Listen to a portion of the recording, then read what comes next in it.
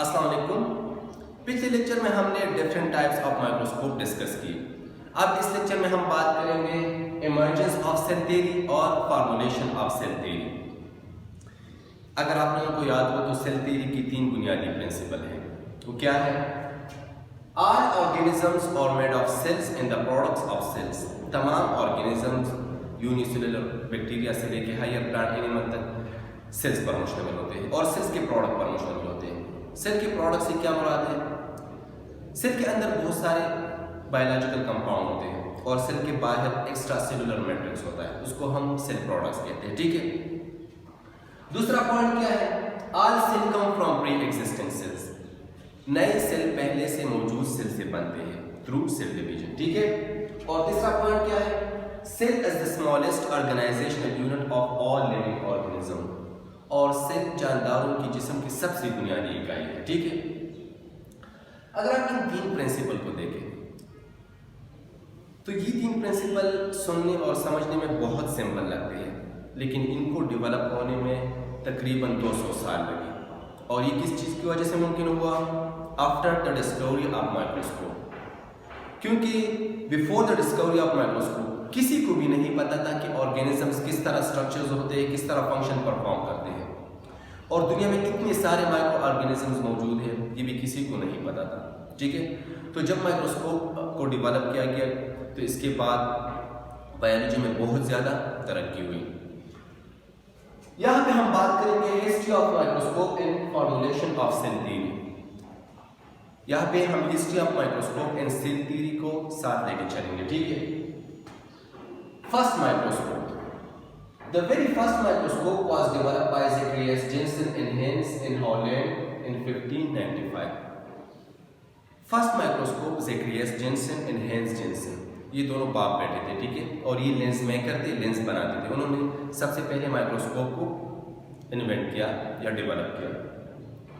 और ये माइक्रोस्कोप एक ट्यूब पर मुश्तमिल था और इसके दोनों एंड्स पे लेंस लगे होते थे। इस तरह एक ट्यूब था, ठीक है, और इसके दोनों एंड्स पे लेंस लगे होते थे। इसकी मैग्निफिकेशन पावर कितनी थी? 3 to 9x। मतलब ये चीज़ों को 3 to 9 टाइम मैग्नीफाई कर सकता था। ठीक है। अच्छा, इसके बाद 17th सेंचुरी में सबसे पहले माइक्रोस्कोप को बायोलॉजिकल पर्पस के लिए रॉबर्ट हुक ने यूज किया। ठीक है।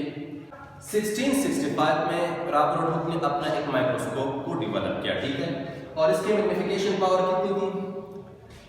30x। ये चीज़ों को 30 टाइम मैग्नीफाई कर सकता था। रॉबर्ट हुक ने प्लांट के आउटर मोस्ट कवरिंग लेयर से कुछ डेड टिश्यूज लिए। ठीक है। इसको हम बार्क कहते हैं, बार्क अर्कॉर्ड, और उसको अपने माइक्रोस्कोप के अंडर ऑब्जर्व किए। ठीक है। और इस बार्क अर्कॉर्ड में उसको एम्प्टी बॉक्सेस नजर आए, इस तरह एम्प्टी बॉक्सेस नजर आए। इसको बाद में सेल का नाम दिया गया। ठीक है। अच्छा, इसके बाद एंटनी वैन लेeuwenhoek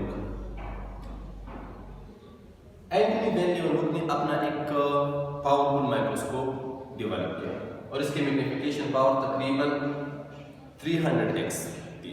मतलब ये चीज़ों को तकरीबन 300 टाइम मैग्नीफाई कर सकता था। ठीक है। उन्होंने क्या किया? डिफरेंट बॉडी फ्लूइड्स को अपने माइक्रोस्कोप के अंडर ऑब्जर्व किया, सीमेन, ब्लड को, और उन्होंने स्पर्म और ब्लड सेल्स को डिस्कवर किए। ठीक है। उन्होंने डिफरेंट वाटर सैंपल को भी अपने माइक्रोस्कोप के अंडर ऑब्जर्व किए और इसमें उसको स्मॉल ऑर्गेनिजम्स नजर आए। उन्होंने उसको एनिमलिक्यूल्स का नाम दिया गया। क्या नाम दिया गया? एनिमलिक्यूल्स। और बाद में इन एनिमलिक्यूल्स को माइक्रो ऑर्गेनिजम्स का नाम दिया गया। ठीक है। एंटनी वैन लेeuwenhoek के बाद जैन बैप्टिस्ट डी लामार्क 1809 में, ये एक फ्रेंच साइंटिस्ट था। ठीक है। उन्होंने एनिमल और प्लांट की बॉडी को और डिफरेंट पार्ट्स को ऑब्जर्व किए माइक्रोस्कोप के अंदर। ठीक है। और उन्होंने कहा कि ऑर्गेनिजम्स की बॉडी में सेल्स मिलकर क्या बनाते हैं? टिश्यूज बनाते हैं। उन्होंने सेलुलर टिश्यू का कंसेप्ट दिया। ठीक है। सेलुलर टिश्यू का कंसेप्ट दिया। ठीक है। अच्छा, इसके बाद रॉबर्ट ब्राउन 1831 में, उन्होंने, ये एक ब्रिटिश बोटैनिस्ट है। ठीक है। उन्होंने प्लांट सेल्स को ऑब्जर्व की माइक्रोस्कोप के अंडर और उन्होंने कहा कि प्लांट सेल में एक प्रोमिनेंट स्ट्रक्चर मौजूद होता है, एक प्रोमिनेंट स्ट्रक्चर मौजूद होता है। उस प्रोमिनेंट स्ट्रक्चर को उन्होंने न्यूक्लियस का नाम दिया गया, ठीक है। तो न्यूक्लियस को किसने डिस्कवर किया था? रॉबर्ट ब्राउन ने, ठीक है। इसके बाद श्लाइडन एंड श्वान।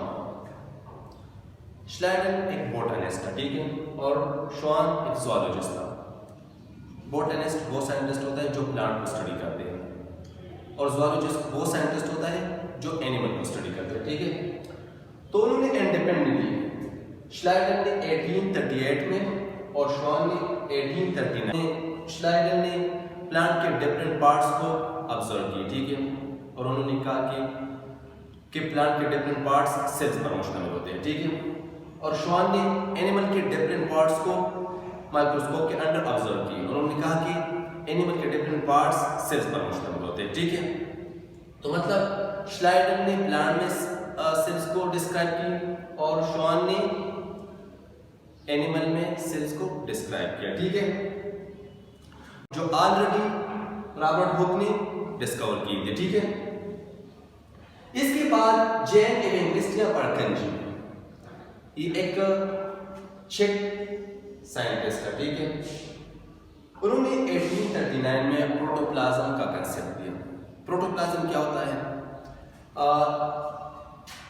सेल का एक आउटर मोस्ट कवरिंग लेयर होता है, इसको हम प्लाज्मा मेम्ब्रेन और सेल मेम्ब्रेन कहते हैं, ठीक है।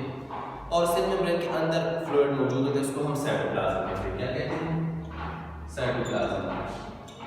और साइटोप्लाज्म के अंदर डिफरेंट ऑर्गेनील्स एम्बेडेड होते हैं। तो ऑर्गेनील्स प्लस साइटोप्लाज्म को हम क्या कहते हैं? प्रोटोप्लाज्म कहते हैं, ठीक है। तो प्रोटोप्लाज्म का कंसेप्ट किसने दिया? जैन एवेंगेलिस्ट बर्कनजी ने, ठीक है। इसके बाद Rudolf Virchow and Louis Pasteur. Rudolf Virchow 1855 में उन्होंने सेल डिवीजन को डिस्कवर किया और उन्होंने कहा कि all cell come from pre existing cells, कि नए सेल पहले से मौजूद सेल से बनते हैं, ठीक है। और इस बात को लुईस पास्चर एक माइक्रोबायोलॉजिस्ट था, उन्होंने डिफरेंट माइक्रो ऑर्गेनिजम्स को कल्चर की और उन्होंने मतलब सेल डिवीजन को माइक्रो ऑर्गेनिज्म में प्रूव किया कि बैक्टीरिया में क्या करते हैं? डिवाइड होते हैं, ग्रो करते हैं, ठीक है। तो लुईस पास्चर ने भी इस बात को एक्सपेरिमेंटली प्रूव किया कि नए सेल पहले से मौजूद सेल से बनते हैं, ठीक है।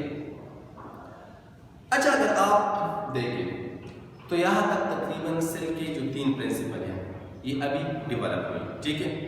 और इनको डेवलप होने में रॉबर्ट हुक के टाइम से लेके रोडल्फ विर्चू और लुईस पास्चर के टाइम तक तकरीबन 200 साल लगे, ठीक है। इसके बाद फिर इन सब पॉइंट्स को समराइज किया श्वान और श्लाइडन ने, समराइज किया in the form of cell theory, ठीक है। इस तरह मैंने सेल थ्योरी के 3 पॉइंट्स बताए, ये 3 पॉइंट्स किसने समराइज किए? फिर श्लाइडन एंड श्वान ने। अच्छा, जब माइक्रोस्कोप में लेंस की क्वालिटी को इम्प्रूव किया गया, ठीक है, तो इसी दौरान सेल के अंदर जो डिफरेंट अल्ट्रा स्ट्रक्चर्स होते हैं, स्मॉल स्ट्रक्चर्स होते हैं, स्मॉल ऑर्गेनिज्म, उनको भी डिस्कवर किया गया, ठीक है। और फिर 20वीं सेंचुरी में जब इलेक्ट्रॉन माइक्रोस्कोप को डेवलप किया गया तो साइंस और बायोलॉजी में एक रिवोल्यूशन आ गया और आजकल हम ऑर्गेनिजम्स के बारे में जितना भी जानते हैं, उनके स्ट्रक्चर्स के बारे में, उनके फंक्शन के बारे में, जेनेटिक्स लेवल पे, मॉलिक्यूलर लेवल पे जितना भी जानते हैं, ये सब हम माइक्रोस्कोप की वजह से जानते हैं। तो आई होप कि इस लेक्चर में आप लोगों ने इमर्जेंस ऑफ सेल थ्योरी और फॉर्मुलेशन ऑफ सेल थ्योरी को समझा होगा, ठीक है। नेक्स्ट लेक्चर में फिर हम डिफरेंट ऑर्गेनिल्स के बारे में बात करेंगे, ठीक है, सेल और ऑर्गेनिल्स के बारे में बात करेंगे।